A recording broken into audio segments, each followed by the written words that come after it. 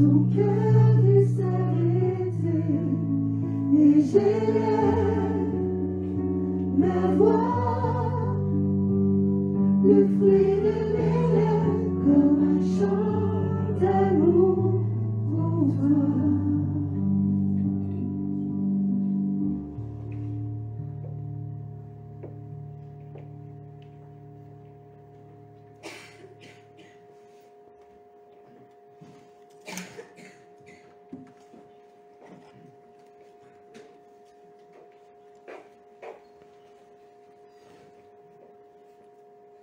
Le texte sur lequel nous allons méditer ce matin. C'est Christian qui nous apporte le message ce matin. Dans l'Épître aux Hébreux, au chapitre 1, après avoir autrefois, à plusieurs reprises et de plusieurs manières, parlé à nos pères par les prophètes, Dieu nous a parlé par le Fils en ces jours qui sont les derniers. Il l'a établi héritier de toutes choses, et c'est par lui qu'il a fait les mondes. Ce Fils, qui est le rayonnement de sa gloire et l'expression de son être, soutient toutes choses par sa parole puissante. Après avoir accompli la purification des péchés, il s'est assis à la droite de la majesté divine dans les lieux très hauts, devenant d'autant supérieur aux anges qu'il a hérité d'un nom bien différent du leur. Auquel des anges, en effet, Dieu a-t-il jamais dit « Tu es mon fils, et c'est moi qui t'ai engendré aujourd'hui » Et encore, moi je serai pour lui un père, et lui sera pour moi un fils. Et quand de nouveau il introduit le premier-né dans le monde, il dit que tous les anges de Dieu l'adorent. Et il dit des anges, il fait de ses anges des vents, et de ses serviteurs une flamme de feu. Mais au Fils, il dit ton trône, ô Dieu, est éternel. Et le sceptre de ton règne est un sceptre d'équité. Tu as aimé la justice, et tu as haï l'iniquité. C'est pourquoi, ô Dieu, ton Dieu t'a oint avec une huile d'allégresse, de préférence à tes compagnons. Et encore, toi Seigneur, tu as au commencement fondé la terre, et les cieux sont l'ouvrage de tes mains. Ils périront, mais toi, tu demeures. Ils vieilliront tous comme un vêtement. Tu les rouleras comme un manteau, et ils seront changés comme un vêtement. Mais toi, tu restes le même, et tes années ne finiront pas. Et auquel des anges a-t-il jamais dit « Assieds-toi à ma droite, jusqu'à ce que je fasse de tes ennemis ton marchepied » Ne sont-ils pas tous des esprits au service de Dieu, envoyés pour exercer un ministère en faveur de ceux qui doivent hériter du salut? C'est pourquoi nous devons prêter une plus vive attention à ce que nous avons entendu, de peur d'aller à la dérive. Car si la parole prononcée par des anges a eu son effet, et si toute transgression et toute désobéissance ont reçu une juste rétribution, comment échapperons-nous si nous négligeons un si grand salut? Ce salut, annoncé à l'origine par le Seigneur, nous a été confirmé par ceux qui l'ont entendu. Dieu appuyant leur témoignage par des signes, des prodiges, des miracles variés et par des communications du Saint-Esprit, selon sa volonté. En effet, ce n'est pas à des anges que Dieu a soumis le monde à venir dont nous parlons. Mais quelqu'un a rendu quelque part ce témoignage. Qu'est-ce que l'homme pour que tu te souviennes de lui? Le Fils de l'homme pour que tu prennes soin de lui. Tu l'as fait pour un peu de temps, inférieur aux anges. Tu l'as couronné de gloire et d'honneur. Tu l'as établi sur les œuvres de tes mains. Tu as mis toutes choses sous ses pieds. En lui soumettant ainsi toutes choses, Dieu n'a rien laissé qui reste insoumis. Cependant, nous ne voyons pas encore maintenant que toute chose lui soit soumise. Mais celui qui a été fait pour un peu de temps, inférieur aux anges, Jésus, nous le contemplons, couronné de gloire et d'honneur, à cause de la mort qu'il a soufferte. Ainsi, par la grâce de Dieu, il a goûté la mort pour tous. Il convenait en effet à celui par qui et pour qui tout existe, et qui a conduit beaucoup de fils à la gloire, d'élever à la perfection par la souffrance l'auteur de leur salut.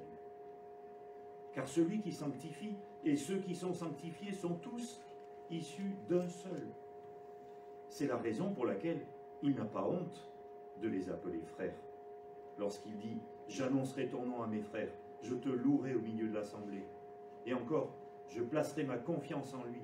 Et encore, me voici, moi, et les enfants que Dieu m'a donnés. » Ainsi donc, puisque les enfants participent au sang et à la chair, lui aussi, d'une manière semblable, y a participé, afin d'écraser par sa mort celui qui détenait le pouvoir de la mort, c'est-à-dire le diable, et de délivrer tous ceux qui, par crainte de la mort, étaient toute leur vie retenus dans l'esclavage. Car ce n'est pas à des anges, assurément, qu'il vient en aide, mais c'est à la descendance d'Abraham qu'il vient en aide. Aussi devait-il devenir en tout semblable à ses frères, afin d'être un souverain sacrificateur miséricordieux et fidèle dans le service de Dieu, pour faire l'expiation des péchés du peuple. Car du fait qu'il a souffert lui-même quand il fut tenté, il peut secourir ceux qui sont tentés. Fin de la lecture. Seigneur, nous te remettons Christian, ton serviteur, pour que ton esprit soit sur lui et qu'il puisse nous communiquer ce que tu lui as dit de nous dire. Au nom de Jésus. Amen.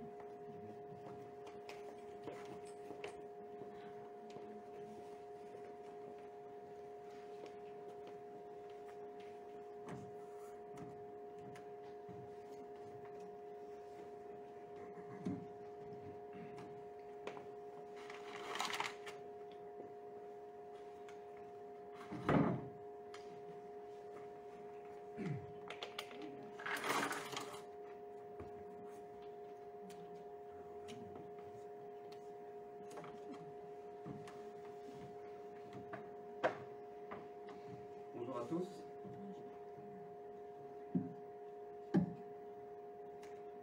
Tu es devant un puzzle ce matin, un amas de pièces répandues, et le défi peut-être de devoir le reconstituer entièrement. Ah oui, c'est mieux comme ça. Comment s'y prendre? Reconstituer un puzzle. Il y en a qui aiment ça, il y en a moins. Il y en a qui aiment moins, peut-être. On peut commencer par trier les pièces qui se ressemblent, peut-être rassembler les bords. Ça peut donner une façon de commencer. Je ne sais pas vous, mais moi, j'apprécie vraiment d'avoir l'image du puzzle que je vais reconstituer. Parce que sans image, c'est difficile, n'est-ce pas? Souvent la Bible, et l'Ancien Testament en particulier, semble être un amas de pièces, de puzzles, compliqués à mettre ensemble. Nous avons besoin d'être guidés, nous avons besoin d'une image d'ensemble pour commencer à le comprendre, pour pouvoir bénéficier pleinement de ses richesses. L'Épître aux Hébreux, dont on a lu, merci Pierre-Yves, un large passage ce matin, nous donne une image d'ensemble, structurée, une image très précieuse. Vous voulez étudier l'Ancien Testament?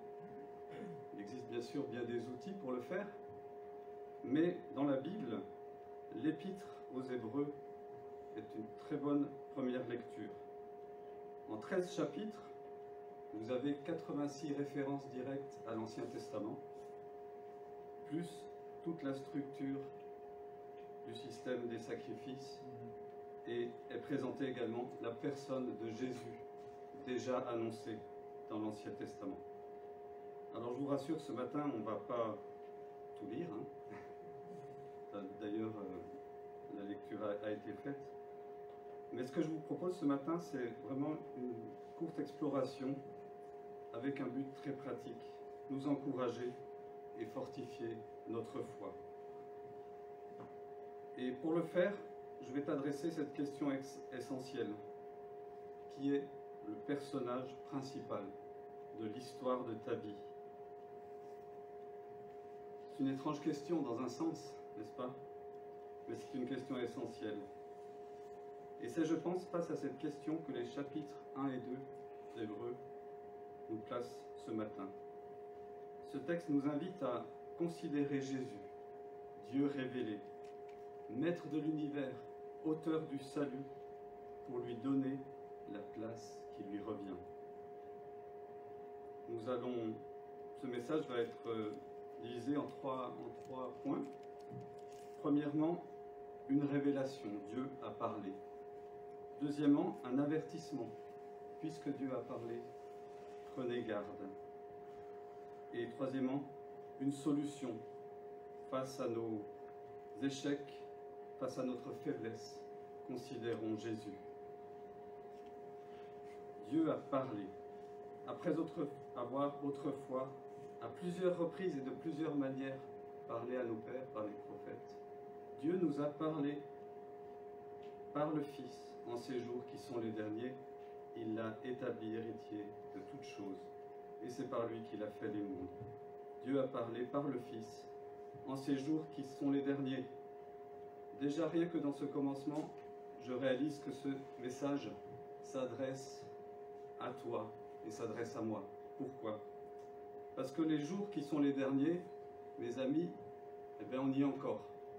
Les jours qui sont les derniers, ça a commencé au moment où Jésus est remonté au ciel, et c'est encore maintenant pour nous qui attendons son retour. Et cet écrit concerne donc les croyants de tous les âges, depuis les premiers destinataires de cet épître, jusqu'à nous aujourd'hui. Jésus est révélé dans cette ouverture de l'épître dans toute sa plénitude. Ce matin, je pense que Pascal, tu as dû lire dans Colossiens quelques passages. Et dans Colossiens, on a des réalités exposées de façon un peu similaire, n'est-ce pas? Jésus est vraiment présenté, que ce soit dans Colossiens ou dans Hébreux. La bonne nouvelle de l'Évangile, c'est une personne, c'est Jésus-Christ.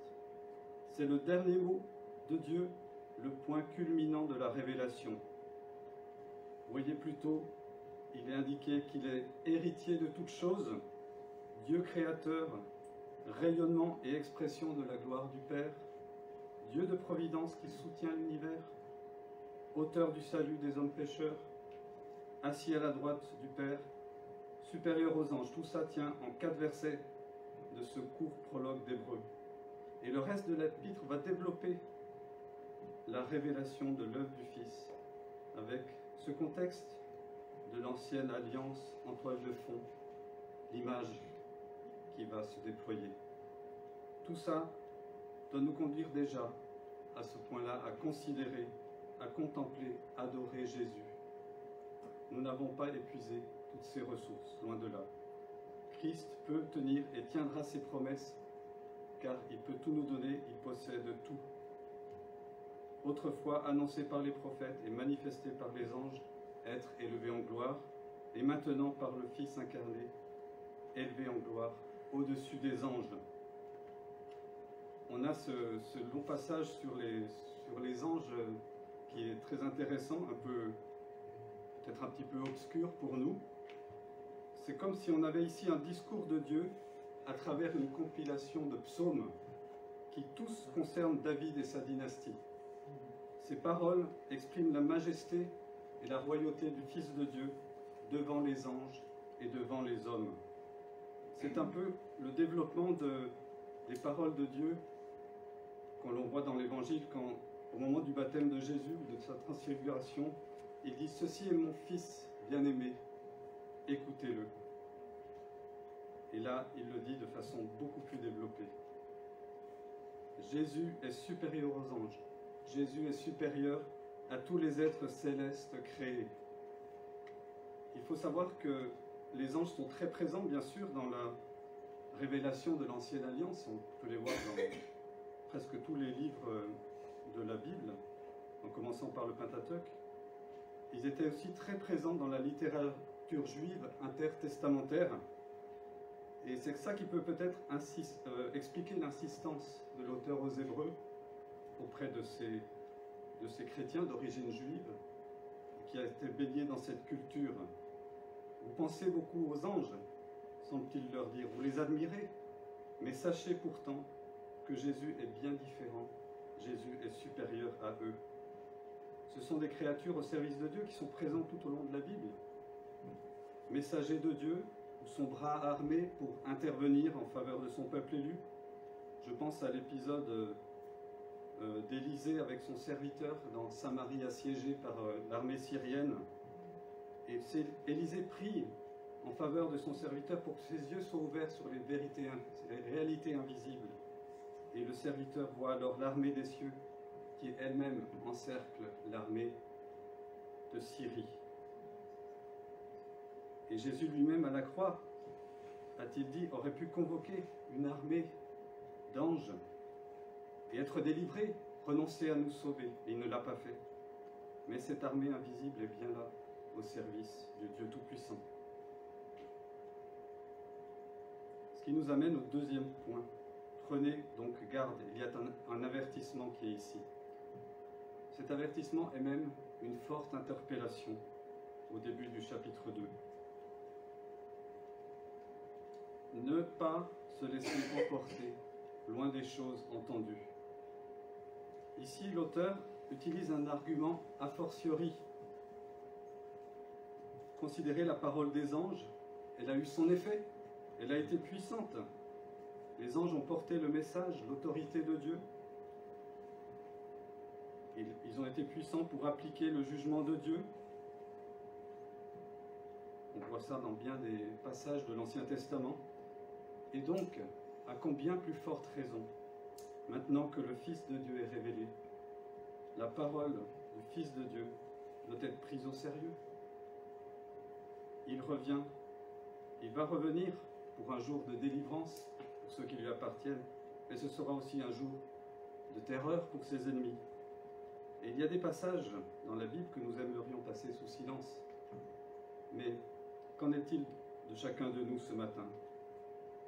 Est-ce que nous avons fait allégeance au roi des rois si clairement révélé, à celui qui a été confirmé par les signes et les miracles de ses témoins, les apôtres, ceux qui l'ont côtoyé? Un petit mot du contexte, l'auteur s'adresse ici à une communauté de croyants qui est soumise à l'opposition, qui est soumise à des épreuves, des persécutions. Dans le contexte de l'Empire romain, c'était pas facile. Il y avait au milieu d'eux des personnes qui avaient entendu, étaient d'une certaine manière touchées par la grâce, mais qui étaient tentées de faire marche arrière devant les difficultés. Aller à la dérive. Nous devons être vigilants de ne pas aller à la dérive. Le terme original évoque un glissement progressif, presque imperceptible, silencieux. Mais recevons pour nous-mêmes l'avertissement que nous donne la parole. Examinons-nous nous-mêmes pour savoir si nous sommes dans la foi. Et c'est ce que nous faisons, ce que nous avons fait aussi en prenant la scène. Dieu connaît les cœurs de chacun. Moi, je ne connais pas les cœurs de chacun, et heureusement. Mais l'avertissement est là. Ne négligeons pas le salut, la grâce offerte. Ne prenons pas à la légère le Fils de Dieu. Peut-être nous voulons définir pour nous-mêmes ce qui est bien et ce qui est mal, comme le monde présent nous y invite. Nous sommes tentés de définir pour nous ce qui nous convient. Et écoutant dans un certain sens là encore la parole du serpent en Éden, ou alors considérer la personne de Jésus, l'admirer, le contempler et se nourrir de sa parole de vie, de la vérité révélée. La suite du texte nous conduit à Jésus, nous conduit à le contempler. Jésus qui est vivant aujourd'hui et actif en notre faveur. La solution considérer Jésus, pour aller contre la tiédeur de mon cœur, le danger d'une dérive subtile qui pourrait guetter. La solution est proposée. Regardez à Jésus, Jésus assis sur son trône de gloire, mais pas coupé du reste du monde. Il n'est pas indifférent à ta condition que tu as ce matin. Il n'est pas indifférent à cette condition qu'il a lui-même partagée en venant parmi nous. Il y a de nouveau cette citation du psaume que je vais relire en 2,5. En effet, ce n'est pas des anges que Dieu a soumis le monde à venir dont nous parlons, mais quelqu'un a rendu quelque part ce témoignage. Qu'est-ce que l'homme pour que tu te souviennes de lui? Le Fils de l'homme pour que tu prennes soin de lui. Tu l'as fait pour un peu de temps inférieur aux anges.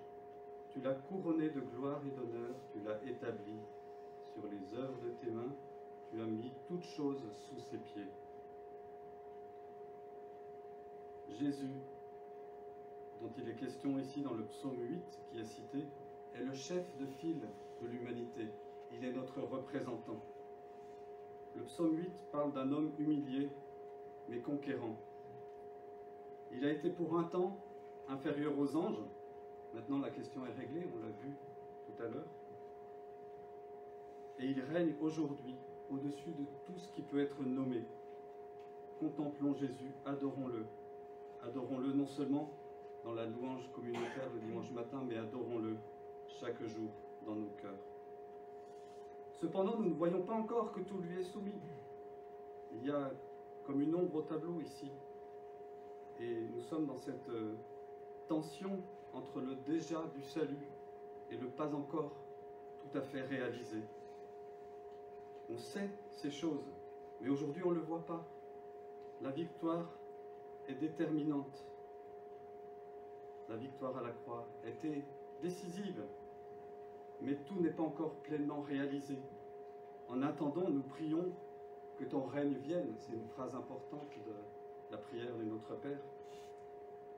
Le théologien Oscar Cullmann a donné une illustration très frappante de cette tension du déjà et du pas encore. Il prend l'illustration de la Deuxième Guerre mondiale entre le jour du débarquement en juin 1944 et puis la libération de l'Allemagne nazie en mai 1945, il s'est passé quelques mois. Au moment du débarquement, l'issue de la guerre était écrite. Les choses étaient entendues. Les forces des Alliés étaient beaucoup plus puissantes que l'Allemagne nazie qui était déclinante sur le plan militaire, victime de ses erreurs. Pourtant, bien que la cause était entendue, les choses ne se sont pas faites si facilement. Il y a encore eu des souffrances, des drames, des meurtres, des larmes, des exterminations dans les camps. Mais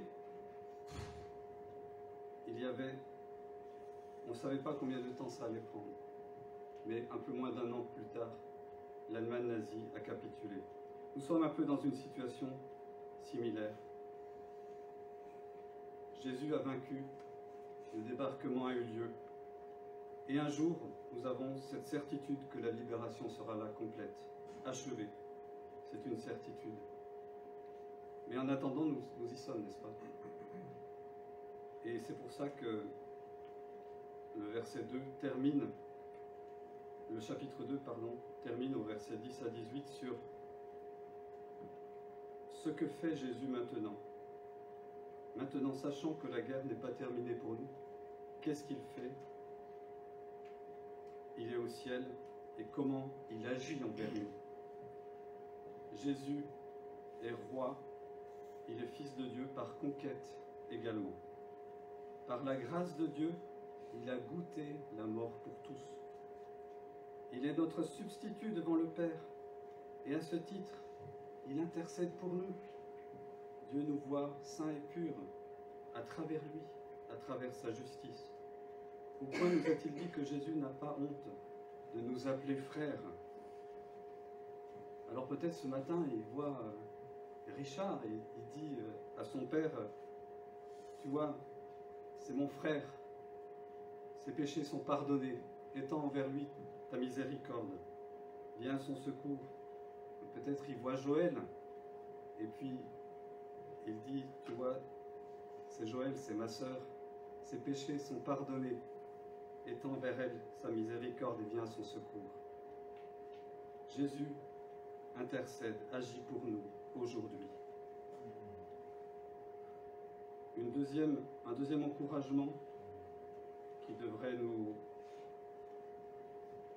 vraiment nous parler, c'est que c'est dans la condition d'un homme que Jésus a vaincu la mort par sa propre mort.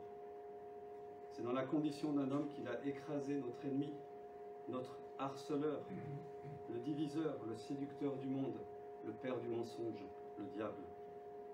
Et aujourd'hui, à chaque fois qu'une personne passe des ténèbres à la lumière pour être sauvée, elle est délivrée de cette emprise. Comment le diable tient-il les hommes captifs?